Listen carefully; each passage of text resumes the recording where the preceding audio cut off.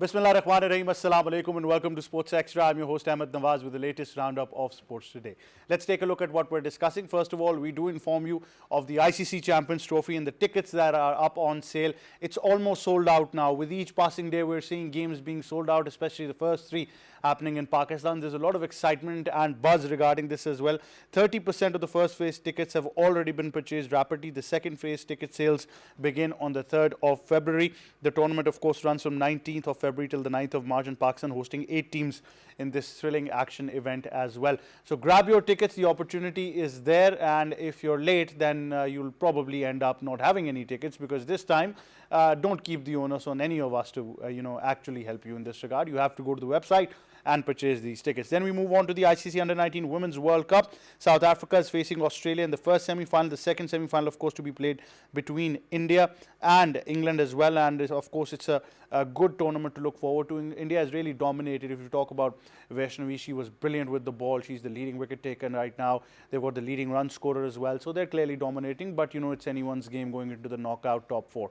Then, of course, we move on to a big announcement of AB de Villiers coming back to cricket. He's now, of course, coming back to the Legends Championship, and he's going to captain South Africa. This Championship of Legends, a T20 tournament featuring retired and uncontracted cricketers that will take place. And of course, international cricket in 2018 was the last time that we saw AB de Villiers there as well. He's returning with promise of excitement for fans worldwide. So we all know what AB de Villiers brings to the game itself, and it's going to be an extravaganza in this exhibition tournament as well. Then we move on. We discuss the UEFA Champions League. Manchester City have just creeped into the knockout stages, securing their spot in a dramatic fashion.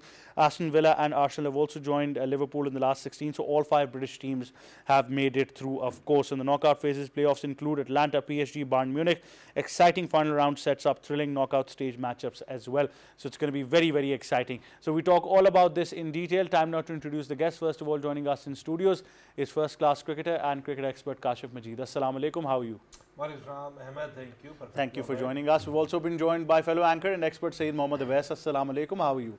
Walaikum Ahmed, how are you? I'm very well. Thank you for joining us. And also joining us is sports expert, somebody who's a very happy man considering the night of champions that took place, Mr. Malik Usman Ahmed. Assalamu alaikum. How are you, sir?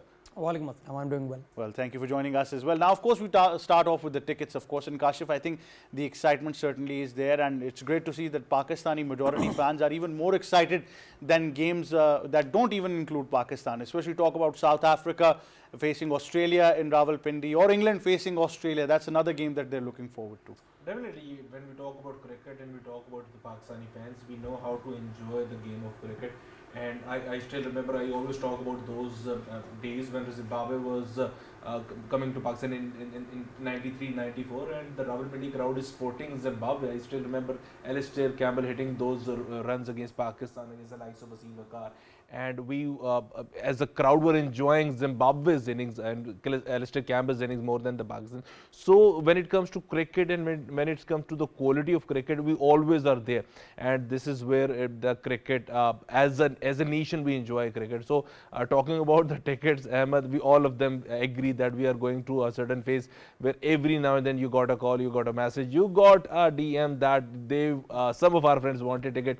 So on here live, I can say I am amongst those who wanted those tickets to happen for me. So please, if you find any man here, if you need tickets, he's right there in front of you. So maybe I started this conversation to put a light or spotlight on this guy. So I guess this is where the passion for cricket comes in for Pakistani fans, and I guess it will be one of those memorable moments we'll talk about for like years. Certainly. And Sayyid Mohammad Awais, obviously, I think viewers right now are well aware of the situation, which includes your prime connections inside government, PCB, cricketing headquarters, be it football, international, community as well.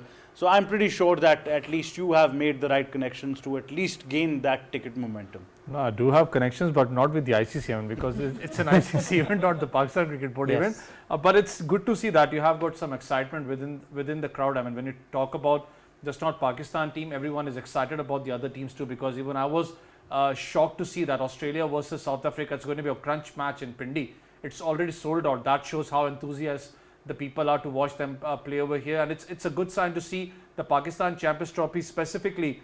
Hats off to the workers, especially I would say, Ahmed bhai, the way they have done their job over there 24 hours working there to get the stadiums get ready. Then secondly, if you talk about the challenge what Pakistan Cricket Board had expected to just build up the stadiums in such a small time of phase, it's, if I'm not wrong, it might be a world record, because this was impossible what the workers have done of Pakistan, the labor specifically, the way they worked day and night to just get this this dream to come true for Pakistan. But it's an exciting tournament going to happen over here.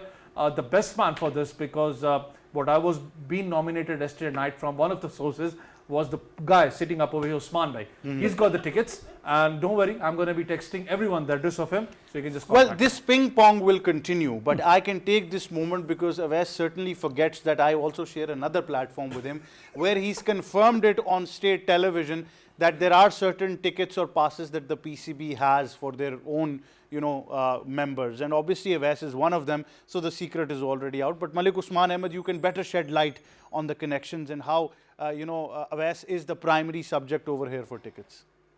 Yeah, it's excitement in the air, isn't it?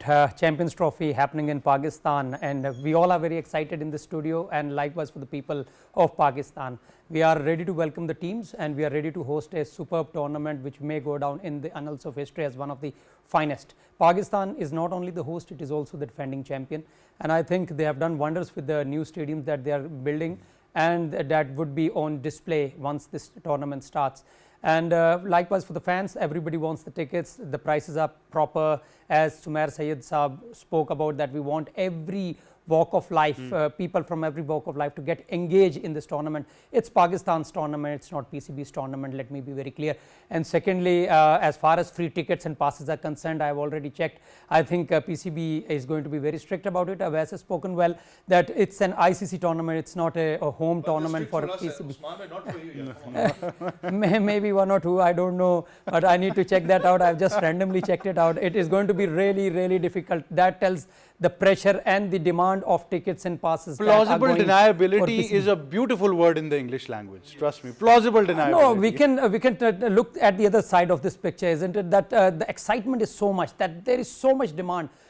Tickets are being sold out, stadiums are houseful, then everybody turns towards the passes, and the passes are also sold out. Well, for the first phase, Usman, because you're mentioning about that hype, people are over the moon and overly excited about Australia taking on South Africa in Pindi Stadium. Yeah, extravaganza, it's a festival, it's not a tournament, mind you. It's not a common bilateral series or something of that sort. You have 8 best teams that are competing at the top level, are being hosted by Pakistan in various beautiful cities of the country. So why not? It's like a festival, it's like a Eid, it's like a Holi, Diwali, Christmas, whatever you say. For cricket fans, it's a festival, it's nothing short of a public holiday vacation, or that summer winter vacation that you like to spend with your family and enjoy your time. I think cricket is going to be the flavor of the season come February 19. Well, certainly, and I think a lot of excitement for Pakistani fans is also that they get to see their favorite international stars for the very first time. A whole generation has been deprived of this. You know, if you look at the history of Pakistan cricket, after 1996 is the first ICC tournament happening in Pakistan. So that gives us the volume and weightage of this tournament as well. And I think Pakistan is that one destination, Kashif, you would agree that where fans support all teams participating, especially they've got favorites in the like of Team Australia, Team South Africa, Team England. They'll have those individuals they support and, are favorite. We've often seen them holding banners and, chanting for their favorite players throughout the world. We are the nation who used to say Darren Semi Khan to Darren Semi. So this is where the players, when we talk about players, we talk about the foreigners who've been here and who've been part of PSL or even in any capacity as a cricketer. We just loved them, and we wanted them to be a Pakistani.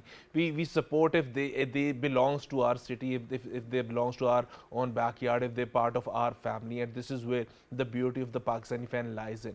I guess with this PSL happening in Pakistan, one can wonder the way Colin Munro enjoyed a moment with the ball boy. One can wonder the way Darren Sammy has been treated by the Pakistani fans, the Shane Watson, the Kevin Petersons, everyone else. And I guess when we talk about the teams, there is a certain chunk of fans in Pakistan who talked about watching or seeing Virat Kohli in action in Rawalpindi or Kazafi's team, anywhere else.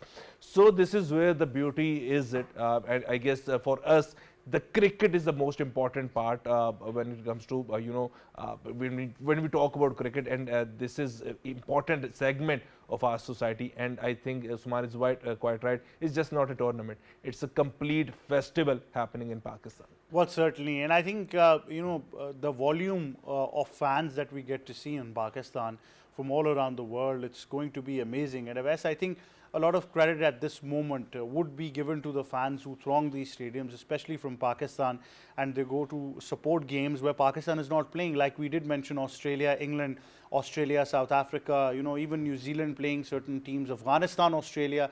I think is going to be interesting where Pakistani fans go to support. It is, I mean, because I was, like I told you, everyone wants to watch Pakistan, but rightly pointed when you talk about the other teams. So it's a dream come true watching your heroes play in front of you. And especially, I was shocked to see when Pakistan versus Australia versus South Africa match, tickets were sold out. That was a thing to watch on. And especially if you remember, Ahmed bhai, not this series, what Pakistan played against Bangladesh, I'm talking about the test series before that, when Bangladesh toured Pakistan. If you remember, that was a rain-affected match, and Babar Azam did score runs in Rawalpindi.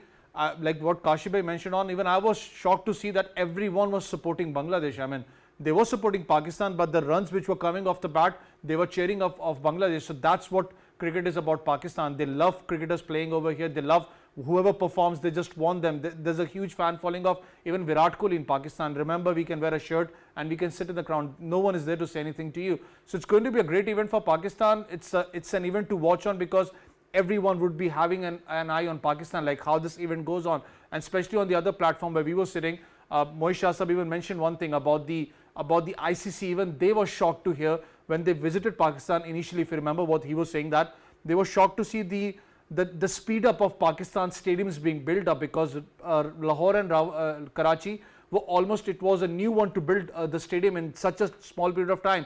They were shocked to see how that progress has happened. So Pakistan cricket, and especially your cricket board and the labor working over there, they took this as a task. They took it as a final task for Pakistan, and Pakistan has delivered it well. I hope, inshallah, the tournament is delivered really well for Pakistan. Well, certainly, Usman, I think at this moment all of us should also appreciate the role that the workforce has played in making sure that the deadlines are met. That includes the on-ground labor staff, whoever was supervising them, their supervisors, the entire team that was involved in this process. Chairman Pakistan Cricket Board, Mr. Mohsin Naqvi, has also announced a luncheon for them as well. He's also announced to have them in the opening matches as well. I think it's a great gesture to appreciate them. Yeah, you have to give credit to the chairman PCB, Mohsin Naqvi Sahab. He had been a regular visitor at the sites as well. And the workers, what they have done, I think it is much more than their labor. I think there was an element of patriotism included. And they worked day and night, and they did not let Pakistan down. And likewise for the people, once this tournament starts, they should not let Pakistan down, and the team should also not let Pakistan down. So as far as their hard work is concerned, I think it will be paid well. They will get their remunerations, but Elanchian, and then being in attendance for matches for Champions Trophy, for the matches for which tickets are at premium. So I think that is a wonderful gesture from the chairman PCB, and it shows that how he is so connected with the common man of Pakistan, and he understands that how much blood and sweat has gone into this tournament to make it a success, with all the readiness of the stadiums and all the other infrastructure development, and how he got these labor, the supervisors, all this man force, the human resources into one unit and made it a success. I think it's a wonderful gesture from the chairman Saab to all the people who were involved, not only the labor, the supervisor, but each and every one of them, the media and all those who somehow were connected to this development and to the inauguration of the stadiums and the tournament in general. Well, certainly, Kashif, I think at this moment, Avais has also been instrumental in being a very credible source, claiming that 3 players are returning to the Pakistan team as well. So he's namely, What did I say? Well, I have you on record saying Shadab, Iftikhar and Khushdil Shah. No, it was just I would say an idea. I mean, like, I just wanted to say that might be included because you want to have with the seniority, but I didn't say that they're included. Okay, right. So if Avais has said that, yes. if Avais has said that, So then it can be 99.99% the possibility. And of course, okay, let's talk why. If these three names are circulating in media, and Abhay has said that, why? Again, When- well, We can discuss it. It Yes, doesn't we matter. can. yes. Okay, Khushdil Shah. We can track back Khushdil Shah's record. The moment he joined Multan and Rizwan became the captain of the Multan, he became an important part of his side with his left arm spin too. It's just not about Khushdil Shah hitting all those long boundaries. He was exceptional with his left arm spin, even used in the circle, the first 6 overs, we can say power play. And he was very good with his left arm spin. Iftikhar again, a power hitter, which was very much favored by Rizwan, and he wanted him to in his PSL side. So this is where a captains come in. And Shadab, of course, a match winner, a 3D player. He can be a part of any one-day team, provided he's bowling his good leg spinning deliveries. And right now, with the experience of playing first-class cricket, Shadab is now getting in this loop and getting this move where his leg spin is a very good and important option. So let's talk about why a captain's desire to pick his favorite, because he wanted and he knows how to take work from all these favorites of his. It's just not about getting a player by the captain's choice in the side, that since he knows him. As a captain, when you know someone, this is what a leaders do, that if you know someone, you know how to use them in a certain match situations. And I guess these three names had quite much to do with the captain Rizwan. Right. So, Awais, you are at this moment, you're just putting it in ambiguity as an example. Because Ahmed bhai, when you talk about the Pakistan team, it's unfortunate that we never prepared for the Champions Trophy way back, like you can say 6 or 7 months back.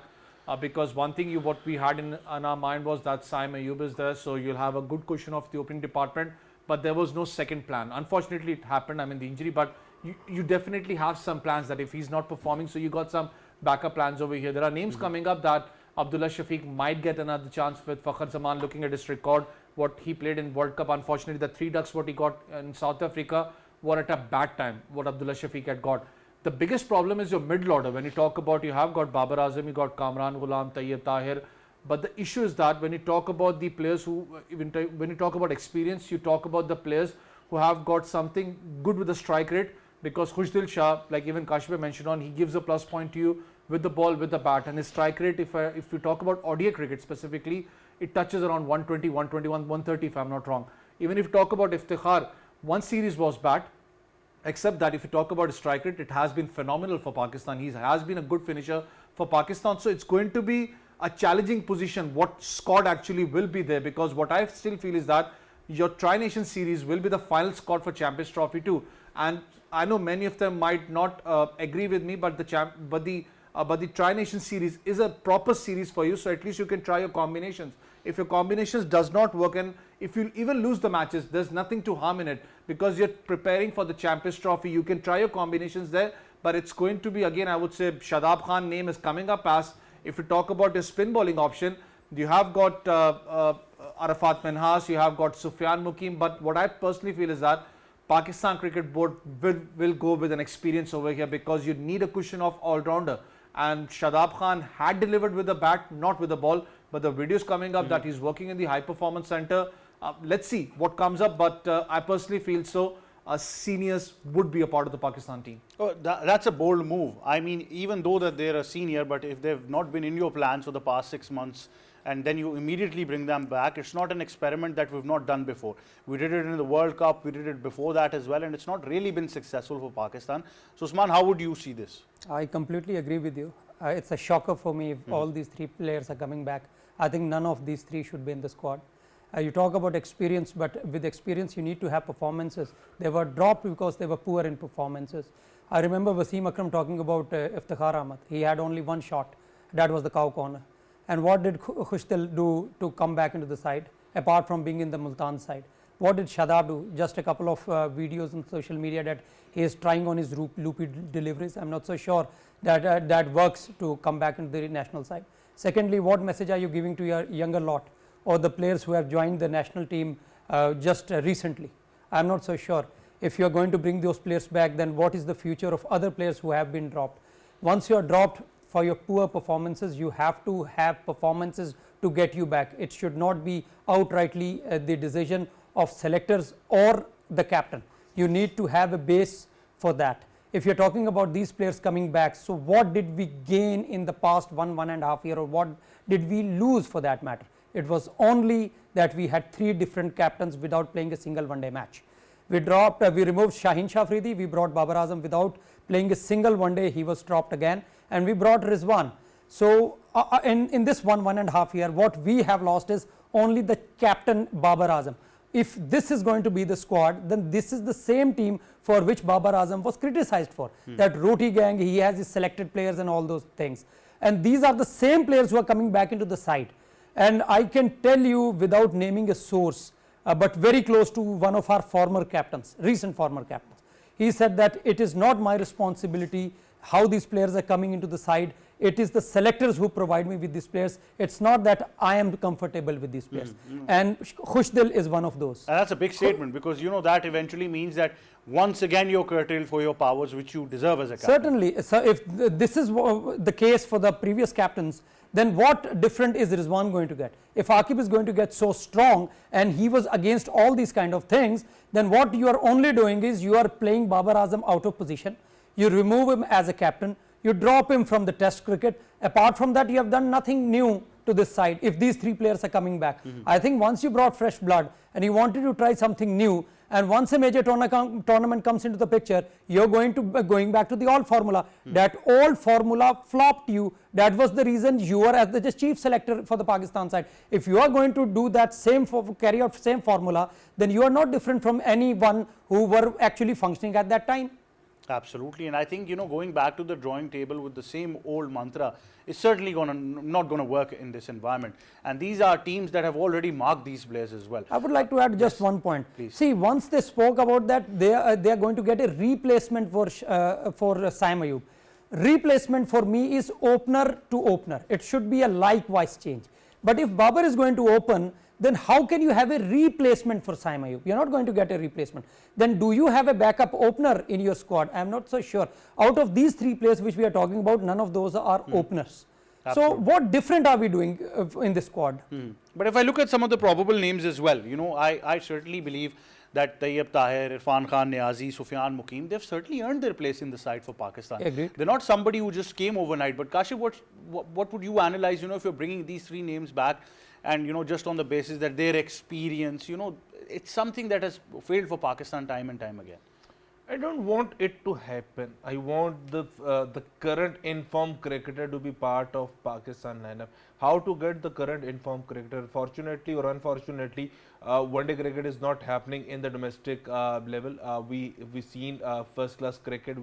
Even right now the departments are playing 4-day cricket. So can we say that we can pick someone from 4-day cricket that he's performing good? For instance, Haris Rauf is playing 4-day cricket right now with this department, and we've seen Shadab and all those guys who've named as a potential candidate to be part of the Champions Trophy, been playing first-class cricket. So does all those guys who are the potential players for the Champions Trophy, who've been in the reckoning for the last 6, 7, 8 months. So one question is, pick the informed player, because right now, as West has mentioned, we haven't got 6-8 months trial time to select a team for the Champions Trophy. So what we can do is pick the informed player, whosoever he may be. Second important thing when we talk about picking the Champions Trophy or picking the squad for the Champions Trophy and opting Babar Azam as an opener, I am totally agree with this, Usman. I want Babar Azam to be at the top of the order. Why?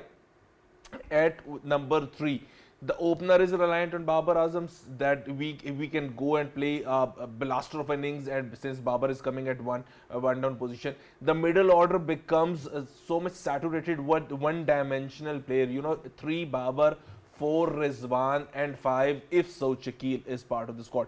All these guys can manipulate the spin and place in the gaps, but we have to find someone who can hit the ball for a 6 at will. And when we talk about Babar 3, Rizwan 4 and Saushikil 5, this is not going to happen. So at Babar opens the innings, what we can do is we can place one left-handed again at number 3 position or at the number 5 position, because eventually we'll be facing lot of left-arm spin and lot of right-arm leg spinners. So this can open an opportunity for a left-hander to be placed in the middle order. Well, certainly. Kashif Majid, thank you very much for joining us. Thank you very much to you, Awais, as well.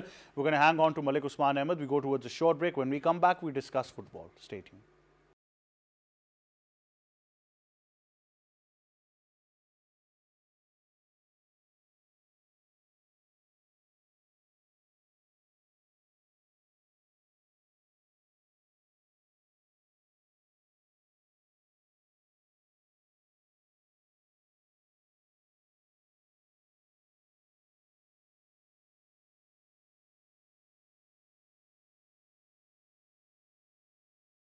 Welcome back to Sports Extra. Now we discuss the Champions League in detail. Malik Usman is still with us in studios. Well, first of all, we have to talk about the dramatic entry of Manchester City into the round of 16. Yeah, they left it too late. I think they are much better side than what they have shown in this Champions League. This new format has actually brought a lot many surprises, and many teams were struggling. And they were at the end of the time, if you look at the table, many teams are on similar points. It's only about the goal difference that separate them from their respective positions. And it was all Liverpool, certainly. They lost the last game, but by then they had already finished in the top 2. Barcelona second. The 2 teams did really well. Apart from that, Inter, Atletico Madrid, Leverkusen, they all showed what they are capable of. But many teams underperformed. Look at Juventus, Real Madrid, Bayern Munich, and the most we can talk about is Manchester City. At the end of the day, they finished on 22nd position out of 24, and they are now going to go through a grueling playoffs. That is going to be really tough, and they are going to get either Real Madrid or Bayern Munich. See in which big hole they have put themselves in. I think they are a much better side. They won a Champions League a couple of years back, and they needed a dramatic second half, the last 45 minutes of the game, to go through, else they were going home at the halftime. They were losing 1-0 at home, and this is what Manchester City has been doing. They are just not good at defending. They are pouring goals. They just cannot defend, and they have brought in new players, but things are not working out at the back end. But at the front end, we all knew, I think, as soon as the team sheet came before the game, we knew that this Manchester City team was very predictable. This was not the best 11 that they should have put up against Club Brugge. That was very devastating on counter-attacks, and that is what they did.